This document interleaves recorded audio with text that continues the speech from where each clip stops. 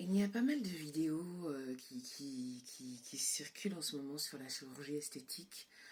On relaie les accidents, on montre des vidéos de femmes qui sont en train de recovering, donc avec des gaines de contention, des drains pour évacuer les fluides, qui pleurent, qui souffrent. On a montré des gens qui sont décédés à cause de ça.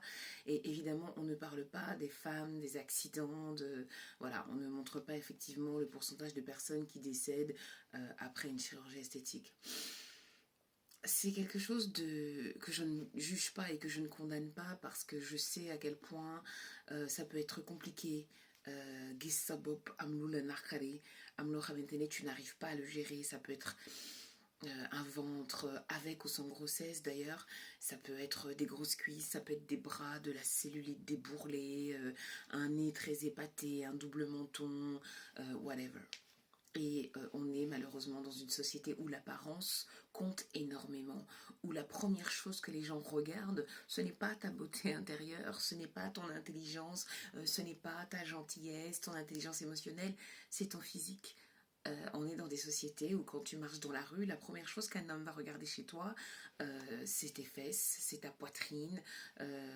Voilà, certains regarderont ton allure, mais la plupart du temps, c'est ton teint. Voilà, est-ce que tu as des fesses, est-ce que tu as des hanches, est-ce que tu as de la poitrine.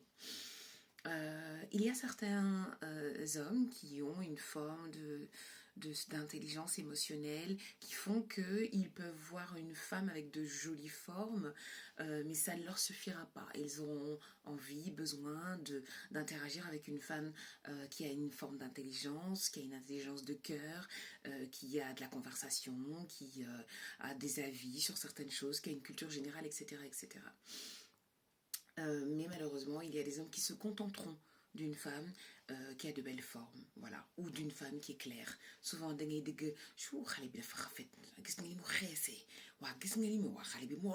voilà. Tu t'inquiètes pas, tu te soucies pas de savoir si cette personne est intelligente, si elle a des valeurs, etc., etc. Et donc, on est arrivé à un moment dans cette société où, malheureusement, de plus en plus, le message qu'on envoie aux jeunes filles, aux jeunes femmes, et puis même aux femmes d'un certain âge, qui sont peut-être comme moi ménopausées, ou qui sont plus âgées, moi j'ai 48 ans, mais il y en a qui sont beaucoup plus âgées, quelque part le message qu'on envoie c'est que, cocotte, oui t'es intelligente, t'as de la culture générale, t'es autonome, tu fais ci, tu fais ça, mais moi c'est d'abord ton corps qui m'intéresse, parce que c'est d'abord ton corps que je veux voir. Et donc, c'est pas évident de se dire, je n'ai pas forcément de grosses fesses, je n'ai pas forcément de grosses hanches, je n'ai pas forcément une grosse poitrine, j'ai une silhouette un peu androgyne, j'ai peut-être un début d'alopécie ou de calvitie, mais c'est pas grave, j'ai confiance en moi, j'ai de l'estime pour moi, je sais ce que je vaux, et l'homme qui arrivera dans ma vie, qui s'intéressera à moi, il saura dépasser tout ça et il saura m'aimer comme je suis. Dans les coachings, dans les bouquins de développement personnel, dans les vidéos, les coachs, c'est ce qu'il dit. C'est ce que tout le monde dit. Aime-toi comme tu es, valorise-toi, aie de l'estime pour toi. Celui qui t'aime vraiment t'aimera pour ce que tu es. Ok. Mais la réalité, c'est que s'il y a autant de femmes qui font de la chirurgie esthétique, c'est bien parce que ça devient la tendance, ça devient la norme. Et malheureusement, on arrive à un moment où toutes les femmes vont se ressembler. Ce truc de Coca-Cola, avant quand on disait Orangina Coca-Cola, c'est parce qu'on parlait d'un certain type de femmes. Aujourd'hui, ces femmes qui ont un peu accès à de l'argent pour des raisons qu'on ne connaît pas toujours, elles sont comme ça. Elles ont une petite taille comme ça, une grosse poitrine, des grosses fesses, des grosses hanches, ok. Et quand vous regardez parfois leurs genoux, il y a du gras. Les bras, il y a du gras. Parfois même, elles sont flasques. Donc le problème qu'on va rencontrer, et moi qui suis coach en santé naturelle et en mieux-être, et qui suis spécialiste du rééquilibrage alimentaire, ben, on va arriver à un moment où il y a des gens qui vont faire des arrêts cardiaques, des AVC, des malaises, parce que, en fait, on n'améliore pas sa nourriture, on n'améliore pas son hygiène de vie, on va faire une chirurgie esthétique. Et on va faire une chirurgie esthétique comme on va se faire arracher une dent. Il y a une carie, on se fait arracher la dent, on met un implant, basta. Au lieu de te brosser les dents tous les jours, d'aller faire des visites de contrôle, de faire attention à la qualité de ta brosse à dents, à la qualité de ton dentifrice, non. Go brosser, tu vas faire un implant. Et c'est ça. Moi, j'ai des clientes qui viennent me voir en me disant, oui, de toute façon, c'est la 3e fois là que je vais faire une liposuction. C'est la 3e fois que je vais faire ci. C'est la 3e fois que... C'est en train de devenir quelque chose de banal et de normal. Et comme toute chose, il y a des choses d'une certaine qualité, avec des chirurgiens consciencieux, avec des chirurgiens honnêtes qui ont un certain prix. Et puis on va avoir des tourismes sanitaires comme ça, esthétiques, de plus en plus bas de gamme, où on va aller dans des pays où on va tout refaire en même temps, où il n'y aura pas de suivi, etc., etc. Et on va assister à de plus en plus d'accidents. Et qu'est-ce qui se passe? C'est plus facile, voilà. La solution de facilité, c'est celle-là. Mon corps ne me plaît pas, j'ai pris du poids, je ne vais pas faire de sport, je ne vais pas faire de régime parce que ça me saoule, parce que j'essaye, parce que j'aime bien les bonbons, j'aime bien le sucre, j'aime bien les sodas. Oh, Nadem. Et on se rend compte qu'en fait, oui, tu vas faire une chirurgie esthétique, tu reviens, tu as le ventre tout plat, tu as des grosses fesses, des grosses hanches, une poitrine bien ferme, tu peux mettre plein de vêtements et tu fais des photos sur Instagram et c'est magnifique.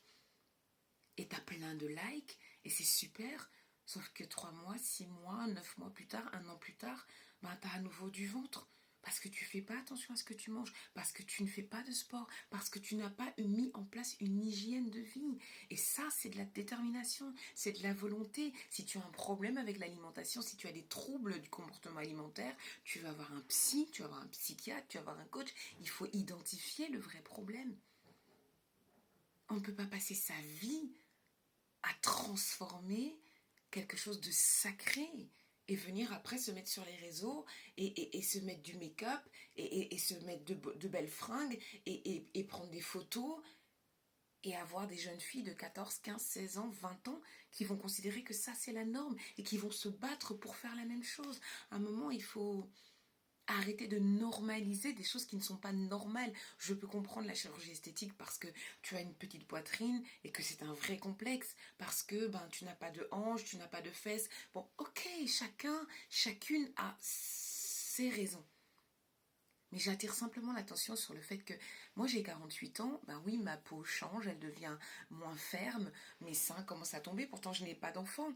Oui, j'ai des petits bourrelets parce que j'ai eu une endométriose toute ma vie et que parfois, émotionnellement, psychologiquement, tu traverses des périodes où tu fais moins attention à ce que tu manges, tu vas plus vers le sucre, plus vers le gras. Parfois se lever tous les matins pour aller à la salle de sport, c'est pas toujours évident. Parfois, tu te laisses aller. Et oui, à un certain âge, la fesse peut être un peu plus flasque, le sein un peu plus tombant. Et c'est aussi important de s'accueillir, de se recevoir comme ça. Parce que ça fait partie. Et s'aimer, c'est pas juste physique. S'aimer, c'est aussi se respecter. C'est aussi se dire, je suis une belle personne à l'intérieur comme à l'extérieur. Mais développer l'intérieur, c'est aussi ça, que ce soit avec la foi, la religion, la spiritualité, la méditation, la visualisation positive, c'est s'approprier la personne qu'on est et comprendre que travailler en surface, c'est une chose et c'est pas mal, mais l'intérieur, c'est fondamental, parce que c'est ton intérieur qui va te mener très très très loin. Quand tu vas avoir 70 ans, 80, 90 ans, ta peau sera flasque, elle sera un peu terne, elle sera ridée, et c'est comme ça, tu n'y peux rien. Regardez les femmes qui ont fait du botox ou de la chirurgie très tôt, regardez à quoi elles ressemblent. Et elles ne peuvent plus rien faire. Il faut apprendre à avancer et à accueillir son corps comme il est, même si ce n'est pas évident, même si ce n'est pas facile. Mais comprenez, vous qui faites de la chirurgie esthétique, ce n'est pas un jugement, mais ce n'est pas banal. Il ne faut pas banaliser un acte où on t'endort et où, entre guillemets, on te charcute. C'est pour ça qu'il y a autant de douleurs post-opératoires. C'est pas juste une petite blessure, on va enlever des graisses. C'est agressif pour tout le métabolisme. C'est une agression pour le corps. Et c'est pas quelque chose qu'on défend avec des globules blancs. C'est une agression que le corps n'a pas demandé. Donc ne normalisez et ne banalisez pas ça. Faites attention, entourez-vous des bonnes personnes. Allez faire ça dans des endroits où vous allez être prise en charge comme il le faut. Genbal Monak.